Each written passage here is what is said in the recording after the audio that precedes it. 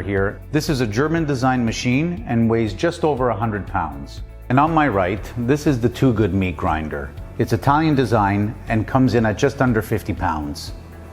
So for this test, I decided to clone myself. Let's bring in Vince number 2. Come on in, handsome.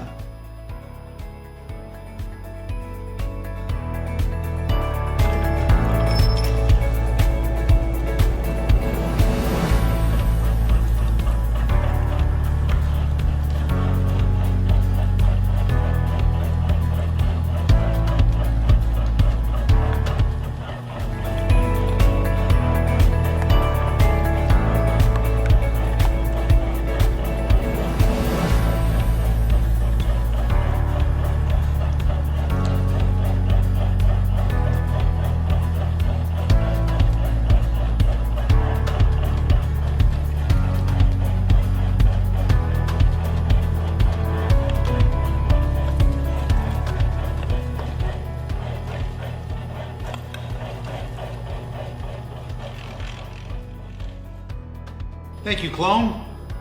So as a result of our test, Too Good only took 2 minutes and 10 seconds to grind 15 kilograms of meat. It took 2 minutes and 50 seconds.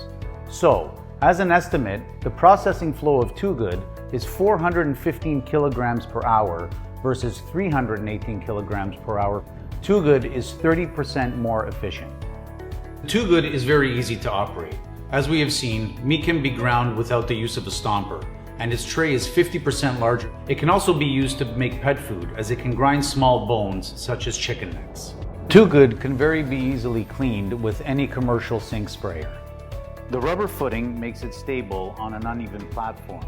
Its compact size makes it easy to fit in any commercial kitchen or shop counter. And there you have it. I think it's pretty obvious which one the winner is here in terms of speed, efficiency, and quality.